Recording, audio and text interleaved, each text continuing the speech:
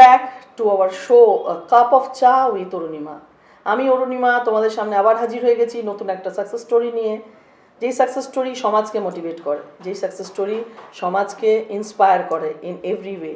আমাদের লক্ষ্য এবং উপলক্ষ্য একটাই, two motivate people, to inspire people. তো আজকে আমাদের স্টুডিও আলো করে যাকে আমি পেয়েছি অ্যাজ এ গেস্ট স্পিকার, যার সাকসেস স্টোরি তোমাদের সামনে নিয়ে এলে পরে আজকে যুব সমাজ কোনোভাবে প্রভাবিত হতে পারে এবং পজিটিভ নোটে আসতে পারে, এটাই আমাদের লক্ষ্য থাকে। আজকে আমার স্টুডিও আলো করে যাকে আমি পেয়েছি, আমার ভীষণ কাছের একজন মানুষ, মানে সে ভীষণ একজন ভালো বন্ধু এবং নান আদার দেন তোমাদের সকলের পরিচিত advocate Debjani Ghosh. Thank you Debjani আমার স্টুডিওতে আসার জন্য এবং এই শোয়ে তোমার এত ব্যস্ততম শিডিউলের মধ্যে তুমি সময় দিয়েছো। বেসিক্যালি এখন যা সিচুয়েশন, মানে আজকে আমার অ্যাডভোকেট বন্ধুকে পেয়েছি, আমাদের চায়ের আড্ডাটা জমে উঠবে। আজকের যা সিনারি চলছে আমাদের বেঙ্গলে, সেই সব নিয়ে আলোচনা করবো আজকে আমরা, তাই তো? আর as a successful person Debjani কবে থেকে তার এই যাত্রা শুরু, আজকে একজন সাকসেসফুল অ্যাডভোকেট, একজন মহিলা অ্যাডভোকেটকে পাশে পেয়ে আমি নিজেকে ভীষণ এম্পাওয়ার্ড ফিল হচ্ছে এবং পজিটিভ ফিল হচ্ছে। দেবযানী, অনেকদিন পর তোমার সাথে দেখা হলো। তোমার কবে শুরু এই জার্নি অ্যাজ অ্যান অ্যাডভোকেট? আমার জার্নি অ্যাজ অ্যান অ্যাডভোকেট যদি ড্রিম হিসেবে বলো, তাহলে সেই ছোট্টবেলা থেকে আমার স্বপ্ন ছিল আমি অ্যাডভোকেট হব। আচ্ছা। তারপর অনেক নানা রকম ঘাত প্রতিঘাত এর মধ্য দিয়ে আলটিমেটলি আমি অ্যাডভোকেট হলাম। মানে আমি এলএলবি পাশ করলাম, তারপরে এনরোলড হলাম অ্যাজ অ্যান অ্যাডভোকেট। মানে আমরা তো দেখি তুমি কিভাবে যখন দেবযানী দাঁড়ায়, মানে কি বলে হাইকোর্টে, মানে তখন সবাইকে মনে হয় একটু আমরা জড়সড় হয়ে যাই। কিন্তু সবচেয়ে মানে আনন্দের বিষয় এবং দুঃখের বিষয় দুটোই, মানে যেই শহরে যেই জায়গায় একজন মহিলা অ্যাডভোকেট তার চুটিয়ে তার ওকালতি করছে, সেই রাজ্যে সেই শহরে একজন ডাক্তার, একজন মহিলা ডাক্তারকে কি করে সমাজ, কার এত সাহস, কে এত সাহস পেল যে একজন এমডি পড়ছে, সে অলরেডি ডক্টর হয়ে গেছে, তাকে যেভাবে নৃশংসভাবে হত্যা করা হলো, এটা ভীষণ আমাদের জন্য সেম দুঃখজনক। এবং আমরা অ্যাজ এ ওমেন আমরা নিজেদের লজ্জা ফিল করছি, তাই না দেবযানী? তুমি ইনসিকিউরও ফিল করছি যে আজকে যদি একজন এমডি পড়ছে, সেই ডক্টর নিজের হসপিটালে এরকম হতে পারে, তাহলে আমি একজন ধরো ফিল্ম মেকার, তুমি একজন অ্যাডভোকেট, আমরা কি তোমার মতে কি, মানে কি সিচুয়েশন আজকে আমাদের বেঙ্গলের? দেখো, আমার পার্সোনাল ওপিনিয়ন হচ্ছে সেফটি ব্যাপারটা নারী পুরুষ নির্বিশেষে। আজকে ঘটনাচক্রে একজন মহিলা ডাক্তার তার নিজের হসপিটালে খুন হয়েছে, অনেক পুরুষ মানুষও হন, একদম। তো সেফটি ব্যাপারটা নারী পুরুষ নির্বিশেষে, এবং আমার মনে হয় নিজের সেফটি নিজেকে তৈরি করতে হবে। একদম। কোনো আইন দিয়ে, কোনো ল দিয়ে, কোনো অন্য মানুষের ওপর ডিপেন্ড করে তার যাই প্রফেশন হোক, তাই দিয়ে নিজেকে সিকিউর করা যায় না। নিজের সেফটি নিজের কাছে, এবং পুরুষ নারী নির্বিশেষে আজকের দিনে সমস্ত উইকনেস ছেড়ে ফেলে আমাদের কিন্তু স্ট্রং হতে হবে। আমাদের মানে নারী পুরুষ নির্বিশেষে এভরি হিউম্যান বিংকে, এই যে আমরা এত উমেন এম্পাওয়ারমেন্ট বলি, ম্যান আর উমেন আমার কাছে two limbs of a society. যদি আমরা হিউম্যান এম্পাওয়ারমেন্ট না করতে পারি, তাহলে কিন্তু এই ঘটনার যে কোনো মানুষের ওপর যে কোনো জায়গায় পুনরাবৃত্তি হতে পারে। এটা আমার পার্সোনাল।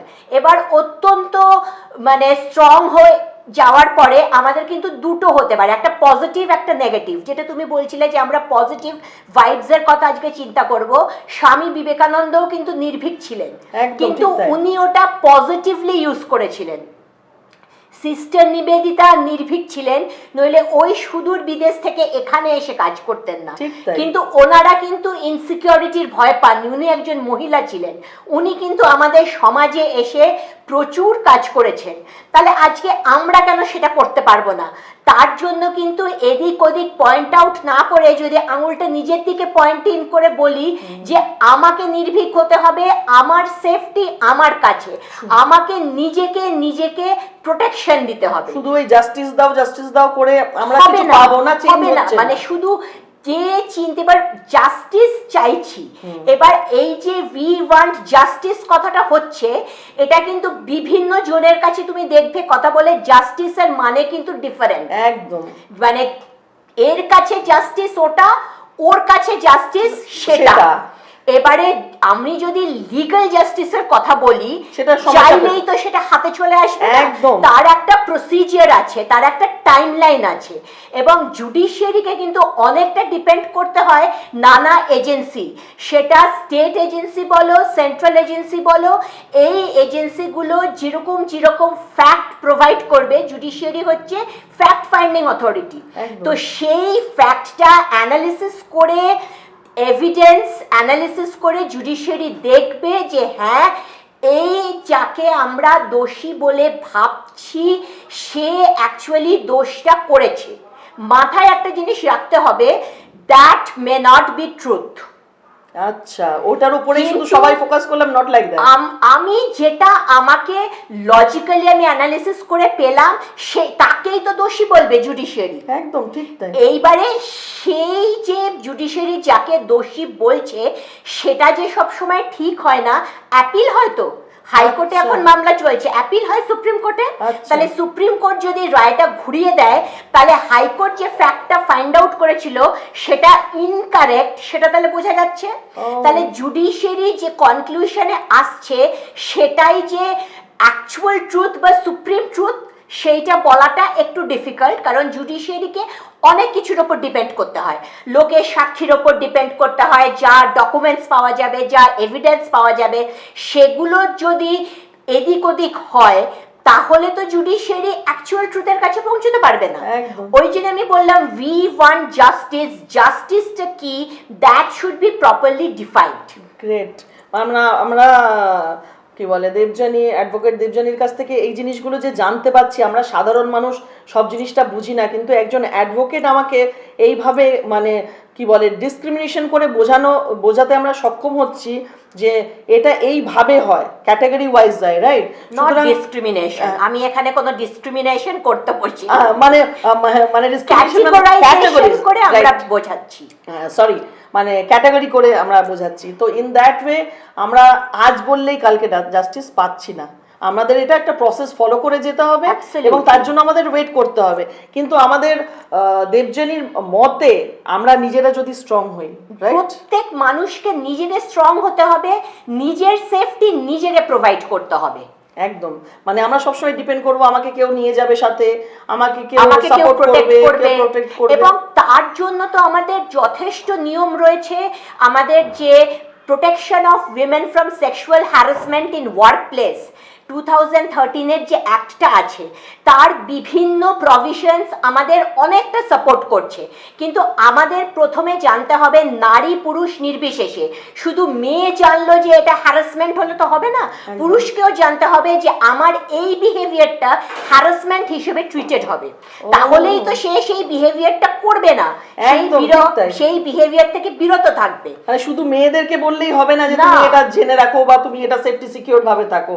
এটা আমরা চা খেতে খেতে যে আড্ডাটা মারছি সেটা একান্তই নিছক শুধু আড্ডা নয়, এটা সমাজের কাছে পৌঁছানো দরকার। এই জিনিসগুলো অনেকেই এই জিনিসগুলো জানে না, সেটা আমরা জানতে পারছি যে শুধু আমরা মেয়েদের সিকিউরিটি চাই করে দৌড়লাম বা চিৎকার চেঁচামেচি করলাম, সেটা করে হবে না। একজন পুরুষকেও জানতে হবে যে তার কি মানে কোন বিহেভিয়ারটা না করা উচিত, রাইট? অ্যাবসলিউটলি। সুতরাং দেবযানী, তুমি খুব ভালো আমাদের গাইড করছো। আমাদের এইরকম একটা সিচুয়েশনে দাঁড়িয়ে আমি আজকে তোমার কাছ থেকে যে দুটো কথা সমাজ জানতে পারছে, অনেকেই অনেক কিছু জানে না, আমরা শুধু মানে আকাশে ঢিল ছুঁড়ে ছুঁড়ে অনেক কিছু গেস করি। তুমি একদিকে ওকালতি, একদিকে তোমার আমি যতদূর জানি তোমার অলোক ফাউন্ডেশন, যেটা খুব প্রাইম একটা জিনিস, এই সাথে সাথে মানে অ্যাজ অ্যান অ্যাডভোকেট তো ইটস এ টাফ জব, সারাদিন ভীষণ ব্যস্ততা থাকে, তার সাথেও তুমি যে অলোক ফাউন্ডেশনের হয়ে এত মানে কি বলবো অ্যাসিড অ্যাটাক সার্ভাইভার, তারপরে কি বলবো আমাদের কি রেড লাইট এরিয়ার মেয়েদের কে আগে নিয়ে যাওয়া, এই এতগুলো সামলাও কি করে, বা কোন কোন এরিয়াতে তোমার এখন কাজ চলছে অলোক ফাউন্ডেশনের? আমাদের তো সারা বছরই নানা সেক্টরে কাজ চলে। আমাদের ফোকাসটা হচ্ছে মানে আমি শুরুই করেছিলাম অলোক ফাউন্ডেশনকে এই ভিশন নিয়ে যে আমরা আন্ডার প্রিভিলেজডদের সাপোর্ট দেব। সাপোর্ট মানে কি শুধু ফিনান্সিয়াল সাপোর্ট নয়, যেটা দেওয়া তুমি জানো যে খুব ডিফিকাল্ট এতগুলো সেক্টরে। আমরা তাদেরকে একটা সাস্টেনেবল জীবন দেব এবং সেইটার সঙ্গে সঙ্গে তাদেরকে অ্যাওয়্যার করব বিভিন্ন সোশ্যাল ইভেন্টস যেগুলো হয়। এই যে রাইটস সম্বন্ধে বলছি, নারী পুরুষ নির্বিশেষে আমাদের একটা লিগাল অ্যাওয়ারনেস চলে সারা বছর। কারণ আমি যে বললাম যে আমি মনে করি যে উমেন এম্পাওয়ারমেন্টের থেকেও হিউম্যান এম্পাওয়ারমেন্টটা ভীষণ প্রয়োজন। কারণ পুরুষকে সজাগ না করলে সে কিন্তু সেই ব্যবহারটাই করবে যেটা আইন করে বলা হয়েছে sexual harassment for women or harassment for women. আচ্ছা, মানে হিউম্যান এম্পাওয়ারমেন্টটা দরকার, হিউম্যান এম্পাওয়ারমেন্টটা দরকার, which includes both man and woman। তো এইরকম ধরো মেডিকেল অ্যাওয়ারনেস, লিগাল অ্যাওয়ারনেস আমাদের চলে ট্রান্সজেন্ডার্সদের মধ্যে, সেক্স ওয়ার্কার্সদের মধ্যে, অ্যাসিড অ্যাটাক সার্ভাইভার্সদের মধ্যে। এবার অটিস্টিক বাচ্চা বা স্পেশালি এবিল্ড বাচ্চা যাদের, তাদের আবার আলাদা কিছু স্পেসিফিক লিগাল ডিমান্ডস আছে, রাইটস আছে, সেইগুলো তাদের সেই অর্গানাইজেশনকে বোঝানো, সেইগুলো পেতে তাদের হেল্প করা। এরকম আমরা জেল ইনমেটসদের নিয়ে কাজ করেছি। যে এখন তো তুমি জানো জেল বলা হয় না, সংশোধনাগার, কারেকশনাল হোম। তো সুতরাং সেখানে তাদেরকে কারেক্ট করতে গেলে তাদের মানে লেভেলটা বুঝে সেখানে তাদের কিছু ট্রেনিং, কিছু অ্যাওয়ারনেস এখানে আমরা করার চেষ্টা করি, যাতে মানে কিছুটা হলেও যদি তাদের হেল্প হয়। কারণ বেরোনোর পর আমাদের এমন সমাজ তুমি জানো স্টিগমাটাইজড হয়ে গেলে, যে কোনো একটা সাবজেক্টের ওপর যদি কেউ স্টিগমাটাইজড হয়ে যায় তাহলে কিন্তু আমাদের মেইন স্ট্রিম সমাজ তাকে ব্রাত্য করে দেবে, তাকে কিন্তু অ্যাকসেপ্ট করবে না, মানে প্রপারলি মেইন স্ট্রিম তার ফ্যামিলি তাকে অ্যাকসেপ্ট করবে না, তাকে কি বলবে জেল খাটা আসামি। এবার সে যদি বেকসুর খালাস পেয়েও ফিরে আসে না, এত বছর জেলে ছিল, মানে তাকে আর অ্যাকসেপ্ট করবে না সোসাইটিতে, কোনো জায়গায় করতে চায় না। এই যে এই স্টিগমাটা কাটানোর জন্য আমরা চেষ্টা করছি তাদের জন্য এমন কিছু করা যে তারা জেল থেকে বেরিয়ে আসার পর, অনেকেই তো মানে বেকসুর খালাস পেয়ে বেরিয়ে আসেন, ভুলভাবে তাদের ধরা হয়েছিল। এই যে বললাম জুডিশিয়াল ট্রুথটা যে সবসময় অ্যাকচুয়াল ট্রুথ হয় সেটা নয়, ট্রায়ালের পরে দেখা গেল কি সে দোষী নয়, তাহলে তাকে ছেড়ে দেওয়া হলো, কিন্তু এই যে তার জীবনের 5-10টা বছর নষ্ট হলো সেটা তো আমরা তাকে ফিরিয়ে দিতে পারবো না। অথচ সমাজও তাকে নিতে চাইছে না, না সে জেলে ছিল, আরো 5 জন আসামির সঙ্গে ছিল, তাহলে তার জীবনটা কাটবে কি করে? সে কি তাহলে গিয়ে আত্মহত্যা করবে? সেটা তো করবে না। তাদেরকে না, আমরা যেটা ভাবছি করব, আমরা এখনো শুরু করিনি, সেটা আরো কিছু এনজিও আমার পাশে এসছে, যে এদের ধরো একটা চায়ের দোকান করে দিলাম, বা একটা কিছু কাপড় জামা কিনে দিয়ে, কাপড় জামা নয় সরি, কিছু মানে ক্লথ মেটেরিয়াল কিনে দিয়ে একটা টেলারিং মেশিন কিনে দিলাম। টেলারিং মেশিনটা আমরা তাকে ফ্রি অফ কস্ট শেখালাম 6 মাস, তারপর সেই মেশিনটা দিয়ে সে বাকি এটা করলো। মানে অবভিয়াসলি যদি তারা রাজি হয়, এটা শুধু আমরা ভাবলে তো হবে না, তাদেরকেও সেই মানসিকতা নিয়ে সেটা করতে হবে। এবার একটা প্রবলেম উঠছে কি, কোথায় করবে তারা? তারা যদি বাড়ি ফিরতে না পারে তাহলে আমরা তো তাকে জায়গা প্রোভাইড করতে পারবো না। আমরা তাকে এইটুকু দিতে পারি যে আমি তোমাকে কিছু সরঞ্জাম কিনে দিচ্ছি, তুমি চায়ের দোকান করো, বা আমি তোমাকে মেশিন কিনে দিচ্ছি, তুমি করো, কিন্তু কোথায় করবে সেই প্রবলেম একটা আসছে। এবার আরেকটা জিনিস, আজকে আমরা রাইটস নিয়ে যখন কথা বলছি, এই সব অনেক মেয়েই কিন্তু চলে যাচ্ছে রেড লাইট এরিয়াতে ইনকাম করবার জন্য। সবাই যে ট্রাফিক হয়ে অন্য দিক থেকে আসছে তা কিন্তু নয়, আমি মেলানো মানে আমি অসহায়, আমাকে ইনকাম করতে হবে।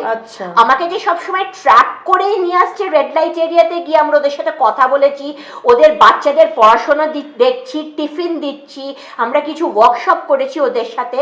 সেখানে আমরা দেখেছি 3টে ধরনের ক্যাটেগরি আছে রেড লাইট এরিয়াতে। ক্যাটেগরি এ, ক্যাটেগরি বি, ক্যাটেগরি সি।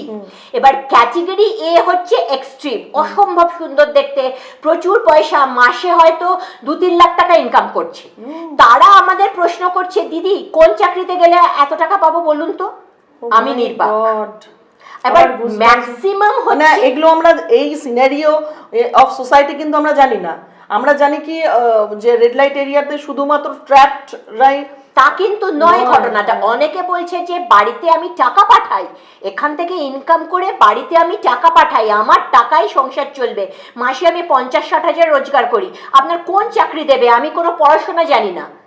আমরা যখন তাদের বলেছিলাম যে এই প্রফেশন কেন, তোমরা বেরিয়ে এসো, আমরা তোমাদের অন্য প্রফেশনে নিয়ে যাব, আপনারা অবাক হবেন শুনলে যে ওরা যখন এই প্রশ্নটা আমাদের কাছে করছে আমরা কোনো উত্তর দিতে পারছি না। ঠিক যেমন মীর বলেছে যে আমার মেয়েকে যখন দিল্লি পাঠাই তখন আমি বলেছিলাম যে বেশি রাত করবে না, এটা কলকাতা নয় দিল্লি। আজকে কি সেই কথাটা আমরা কলকাতায় বলতে পারছি? একদম বলতে পারছি না। আর এবং সত্যি কথা, মানে ওই কথাটাকে টেনেই, তোমার কথাটাকে টেনে আমি বলছি, মানে আমিও কদিন আগে আমার বোনের মেয়েকে বলছিলাম, আমার বোন বলতো সবসময় যে দিল্লিতে মেয়েকে সেফ ছাড়তে পারি না, বলছি সেদিক থেকে আমাদের কলকাতা ভীষণ সেফ। আজকে মানে কি সেফ আজকে আমরা হাতে নাতে সব দেখলাম। তো দেবযানী, মানে তুমি যে এইভাবে, দর্শক বন্ধুরা তোমাদেরকে বলি, আজকে আমরা ভীষণ নিজেদেরকে অসহায় ফিল করছি এই সিচুয়েশনটা দেখে। আমরা নিজেদেরকে বলছি আমরা মেয়েরা সুরক্ষিত নই। আজকে কি বলবো, কে কোন প্রফেশনে আছে কোনো ব্যাপার নয়। একটা ডক্টরের যদি এই অবস্থা করে ফেলতে পারে, নিজের হসপিটালে অন ডিউটি সরকারি, সেই সিচুয়েশনে দাঁড়িয়ে কোন মহিলা বলতে পারবে যে আমি আজকে এই প্রফেশনে আছি, এই প্রফেশনে আছি।